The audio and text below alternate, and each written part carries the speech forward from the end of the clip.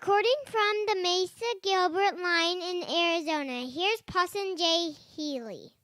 On this week's episode of Hairdo Uncut, we talk about sticker shock and buyer's remorse, how they're both a cancer inside of the beauty industry, and some ways to avoid it in order to preserve the stylist-client relationship. So, let's go.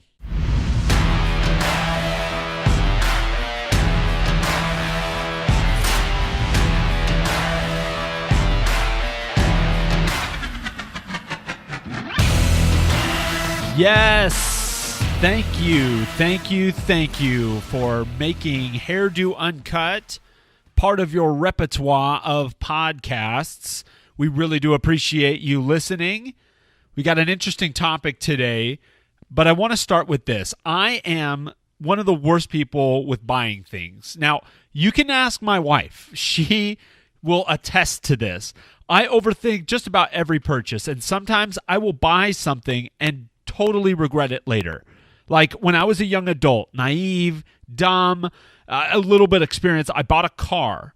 Now, I had just moved to Arizona, and my parents lived in California at the time. I had met the car sales guy at the current job that I was in, which was a sales position. And being new, I felt like I owed him my business. After he came in, we met. He bought a bunch of stuff. So I feel like I owed him my business to buy a car. It's so dumb. So I bought the car from him. And it was a legit dealer at a legit dealership. It was a Honda dealership down here in Arizona.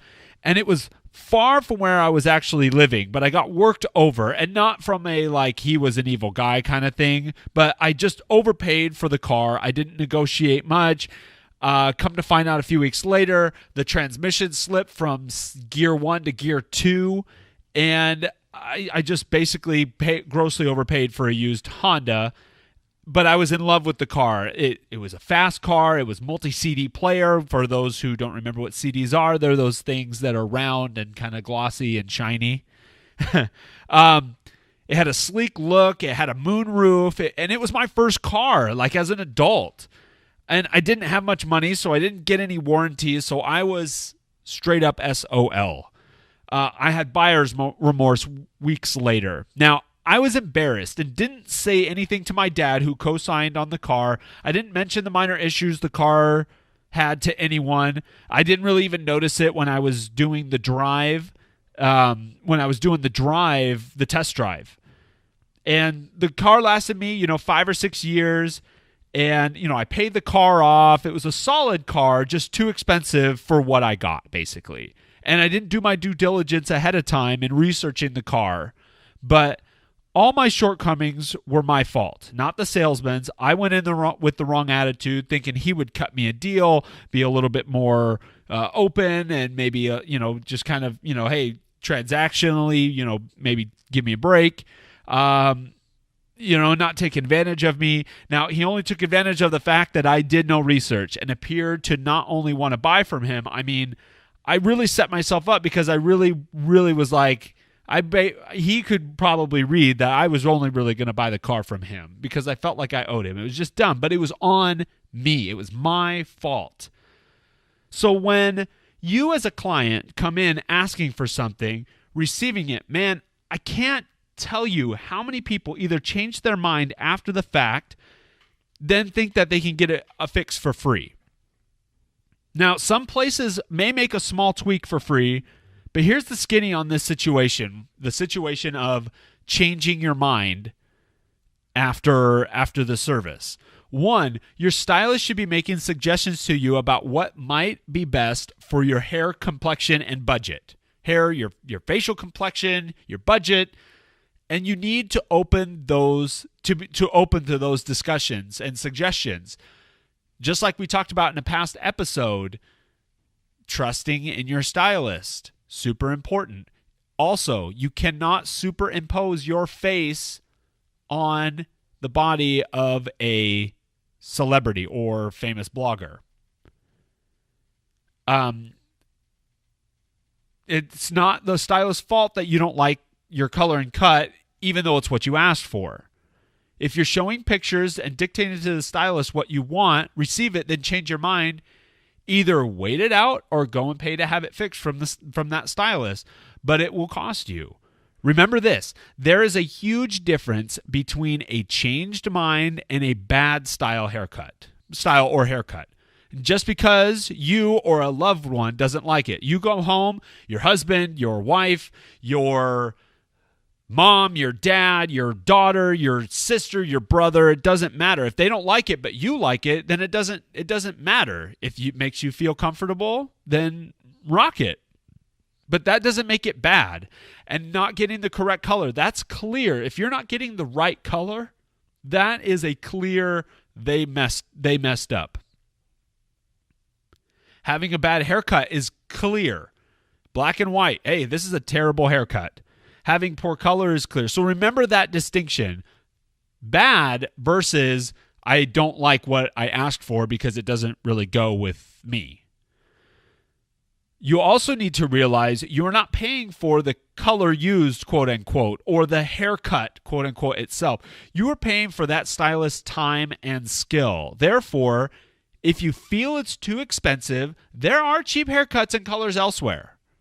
It's more than likely going to be bad. But you can go and save some dollars. Any stylist that charges a premium, and I would say from like a general standpoint, somebody who charges over $40, like $40 or over for a haircut, should be guaranteeing a service. If it's bad, if it's bad, you should go back and get it adjusted for free from the salon, or if it's that individual stylist, they should be doing that for free. Let them see their mistake and work to fix it. You're building a relationship. Okay, it's really, really important because it's not just stylists don't look at it as just a transaction. So many of them want to build a long-term relationship and want to communicate and have a wonderful time speaking with you and doing your hair and making you feel the way you want to feel, look the way you want to look. But sometimes if they make a mistake or there's a little tweak that they may have missed, like communicate with them, and they should be able to go in and fix it. Or the salon should be offering to fix it if that stylist is, you don't want to go back for whatever reason. But give them that chance to build that relationship and build that trust with you. A great stylist will be able to fix anything. But this segues to our second topic, which is the sticker shock. Now, I've talked to clients now about this. Regretting your decision is different than it was bad. But the one thing that I have hated the most in this industry is the sticker shock mentality. And I don't hate many things. I hate Brussels sprouts. They leave a weird taste in my mouth. Liver and onions, my dad ruined me. Those are disgusting. My mom would go out of town. My dad's like, liver and onions. And it was disgusting. And I just hate the sticker shock mentality in the salon industry. So to stylists, be upfront with your pricing. Even if it's just a range, clients, you can't expect them to be exactly right, because if they get in there coloring your hair and you've got a bunch of other stuff going on, hormonal imbalance, pills that you're taking, you're a smoker, you box colored your hair for the last few years, another stylist messed up your hair, whatever the case may be, there's only going to be a range, and a stylist should stay inside of that range. I've heard of salons making clients just sign a paper, saying, hey, this work is going to be done. It was explained to me, but there's still no price on there. So you're signing this paper that you're just going to pay whatever. Like that's ridiculous. If somebody's making you sign a paper and the price isn't included on that paper, it's not legit, and I don't even think it'll hold up in court. So you need to know what you're going to be paying before you get a service done. They shouldn't try to take advantage of you and say, oh, well, this is how much it is, but then we had to do this and this and this and this and this and this and this. No, that should have been communicated at the very beginning. That's garbage. That's just a garbage mentality. Salons and stylists need to be better. It makes the experience worse. I mean, think about, because then it turns into like this arbitrary price, right? They have no idea what's happening. As a client, they have no idea what's happening. and what they're being charged for. But let me break it down like this from an experience standpoint, because this is what it's about. Clients come in to see stylists for an experience. To get a service done, yes, but they come in for an experience. Now, if somebody walks in to get their hair done, brief pleasantries usually. They talk about what the client wants, and there's explanation about her type of hair, struggles that client may have had. Then the client is sitting there the whole appointment not knowing the price and thinking, what is it going to cost? What is it going to cost? That's a lot of anxiety just to think, like, as they're going crazy on your hair and you're just sitting there like, oh, how much is this going to be? Wait, what's that they're putting on my hair? Are they going to charge me for that? Like, how much is that? So then walking up to pay, being told the price, and if it's more expensive than the client anticipated, you get mad. Then there's this justification by the stylist about why it's so much, and they list out all the things that they did, all these little itty-bitty things. And the client pays, walks away angry, tells her friends how terrible it was, and they may call back to raise more of a stink about it, and the stylist is just sitting there being like, look, my skill is my skill, and I'm just going to charge what I want to charge. Right, you should. And the clients, you need to understand, the price that's charged is the price that's supposed to be. But what I'm saying is it should be told up front. It should be easy to find pricing or a general idea of pricing on a website from your friends that go to them, from any place on social media. Like, I just don't understand it, but because that's an awful experience. I cannot imagine going in someplace, having somebody mess with my body in some form or fashion, whether it's skin, nails, hair, doing something that's important to me that's going to be the way I look or the way I feel or anything, and I'm not knowing how much it's going to cost walking out. I mean, so many of you have gone to, I know that somebody out here listening has listened to he's taken their car to a shop, and they're not quoting you anything, and then all of a sudden they keep coming back showing you like, oh, these are all the things that are done and we've got to fix them today, or your car is going to explode, and then you're out, thousands of dollars. Like, and that's obviously not true, and it's obviously not right. And so I ask for stylists to be better about being upfront with it, and clients, you should expect that. You should say, hey, this is my budget. You need to stay inside of my budget. Because if they're not going to communicate it, you need to. Because if you go in expecting to pay $200 and they come back with $350, like, then it's like this negotiation and come to terms sometimes, because the client, the stylist is like, well, I charge what I charge, but you're in shock about how much it was when, and then you're looking like, well, it doesn't even look like it should cost that much, or, whatever the case may be. But one thing, clients need to respect the pricing that is at the salon or from the stylist. The second part is it should be upfront and easy to find.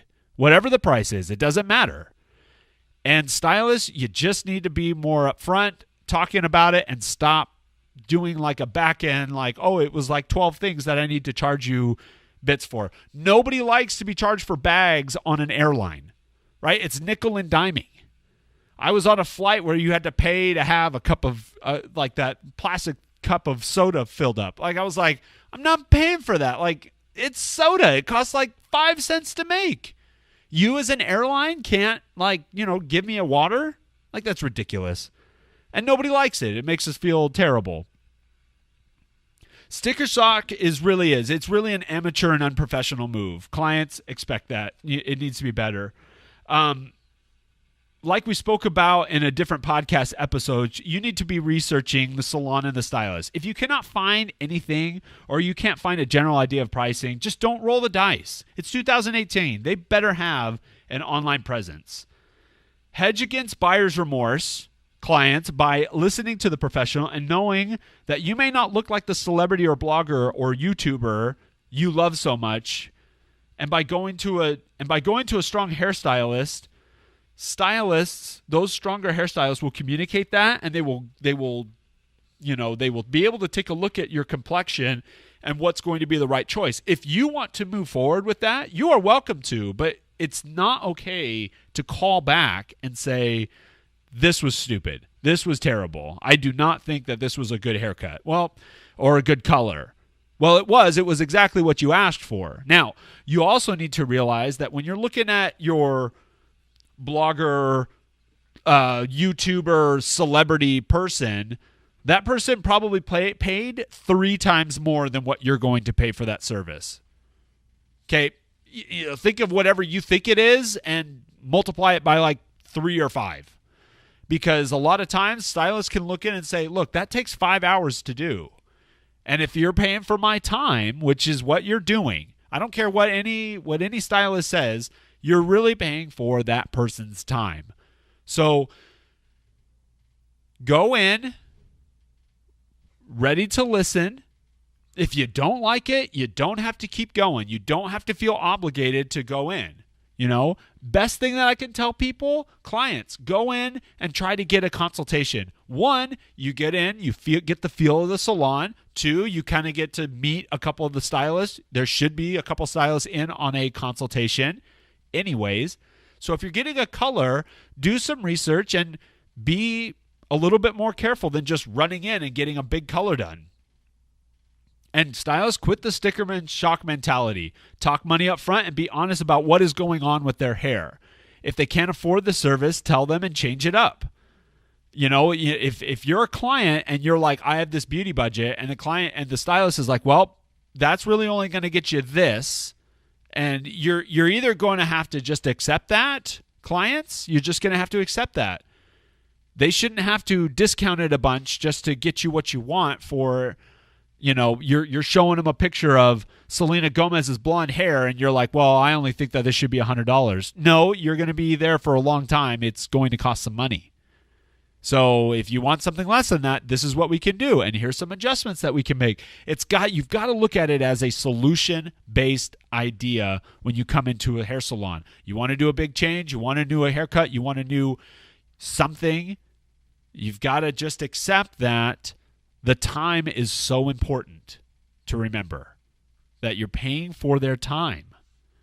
There's no more of this look, like I said earlier, if you want to not pay money to have great hair, that's fine. You can do that. There are cheap products everywhere. There are cheap hairstylists everywhere, and they're not investing themselves enough, and they're not getting enough education.